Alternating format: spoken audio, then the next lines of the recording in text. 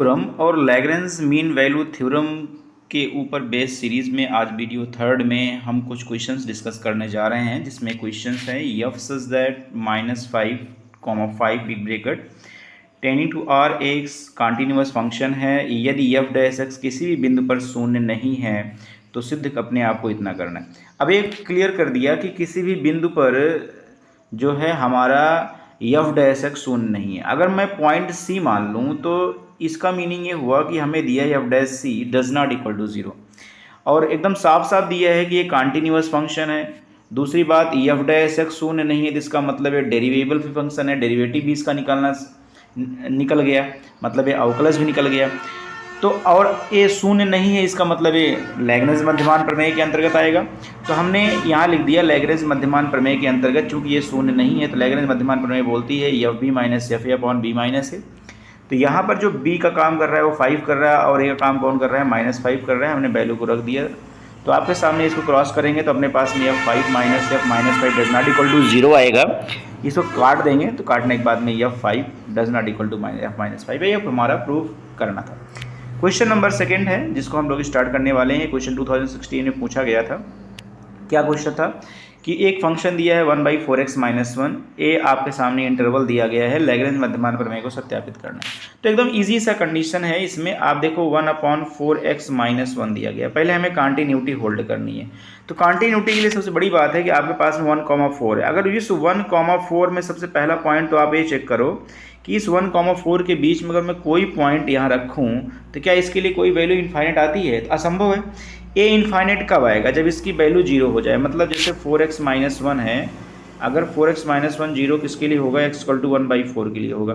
x equal to 1/4 इसमें क्या है, कभी भी 1 और 1/4 के बीच 1,4 के बीच में आएगा नहीं। इसका मतलब 1/4 को छोड़कर से सभी बिंदुओं पर ए क्या है, हमेशा एक अद्वितीय एक यूनिक वैल्यू देता है ना, यूनिक वैल्यू देता है और वो डिफिनिट वैल्यू देता है। इस कारण से हम लोग इसको कह सकते हैं कि ये जो F X is equal to 1/4x minus 1 है, इस इंटरवल में क्या है, एक निश्चित वैल्यू देता है और एक यूनिक वैल्यू देता है। इस कारण से कॉन्टिन्यूअस है। दूसरी कंडीशन है, अगर इसका डेरिवेबल मतलब डेरिवेटिव निकालें, एफ डैश एक्स निकालें, तो आप इसका डेरिवेटिव निकालोगे तो निश्चित है क्या आएगा, -4/4x माइनस 1 का होल स्क्वायर आएगा। और नीचे वाली वैल्यू देखो इनफाइनाइट किसके लिए होती है? सिर्फ x इज इक्वल टू 1/4 के लिए इनफाइनाइट होती है। इसके सिवाय सबके लिए वैल्यू क्या है, एक फाइनाइट वैल्यू आएगी, एक निश्चित मान आएगा। तो निश्चित है कि ये जो फंक्शन है 1,4 स्मॉल ब्रैकेट पर डेरिवेबल होगा, मतलब इसका डेरिवेटिव निकालना संभव है, अर्थात डिफरेंशिएबल होगा, राइट। तो इस तरीके से हम दोनों कंडीशन यहाँ पर होल्ड हो गई। अब जब दोनों कंडीशन होल्ड हो जाती है तो लैग्रेंज मीन वैल्यू थ्योरम यही बोलता है कि एक पॉइंट सी का एग्जिस्टेंस इस कर्व में इन दोनों इंटरवल अर्थात 1,4 के बीच में होगा, जिसके लिए कि एफ डैश सी की वैल्यू इतनी होती है। अब यहाँ पर जो b का वैल्यू है वो अपने पास में 4 है और a का वैल्यू जो है अपने पास में 1 है। तो इसी फार्मूले में हम प्लेस करेंगे और प्लेस करके c का वैल्यू निकालेंगे। तो हमने इसको प्लेस कर दिया। प्लेस करने के बाद में हमने इसको सॉल्व किया। तो सॉल्व करने के बाद में जो c का वैल्यू आया वो अपने पास में देखो इस तरीके से आ गया, c is equal to 1 plus -3/5 upon आपके पास में आ गया 4।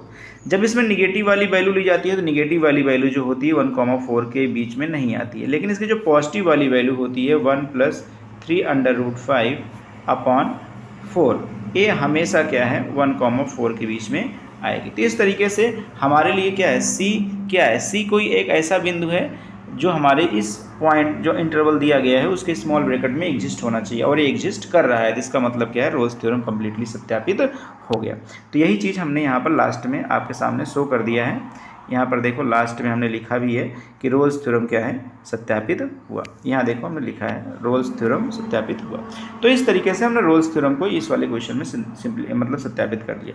लास्ट क्वेश्चन जिसमें हम डिस्कशन करने वाले हैं, लास्ट क्वेश्चन इस तरीके से दिया गया है आपके पास में कि एक कोई कर्व है y is equal to x²।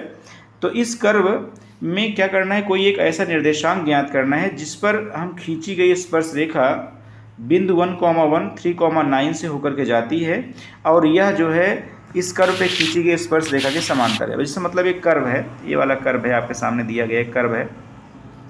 अब कर्व के किसी पॉइंट पे मान लो हमने P है यहाँ पर पॉइंट, इस पर हमने एक स्पर्श रेखा खींच दी।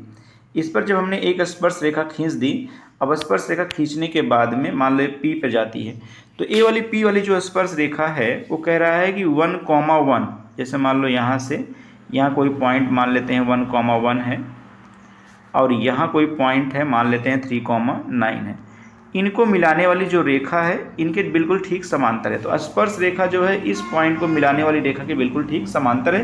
तो इसका मतलब जब ये पैरेलल है तो इसकी जो प्रवणता होगी वो प्रवणता के बराबर होगी, मतलब दोनों का जो स्लोप होगा वो ऑलवेज इक्वल होगा। तो वही हमने यहाँ पर किया है, क्वेश्चन के अनुसार हमने क्या है, दोनों का स्लोप बराबर कर लिया।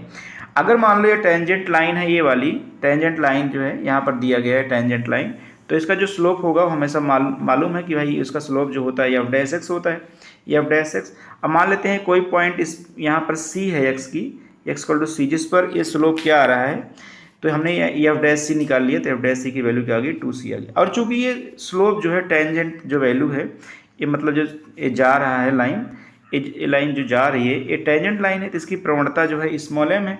और चूंकि ये किसके पैरेलल है, एक ऐसे पॉइंट के पैरेलल है जो कि 1,1 और 3,9 से गुजरती है, तो इसकी जो प्रवणता है और इसकी प्रवणता है दोनों क्या होंगी, हमेशा इक्वल होंगी। तो हमने दोनों को इक्वल कर दिया।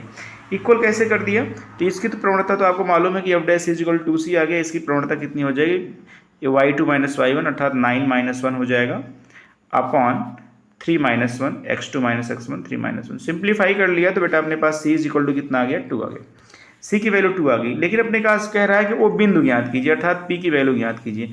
तो निश्चित है कि आपके पास में जो ये पॉइंट p आया हुआ है यहाँ पर x इज इक्वल टू 2 आ गया, तो इस x अर्थात c इज इक्वल टू 2 बोलो या x इक्वल टू 2 बोलो, एक ही चीज़ है।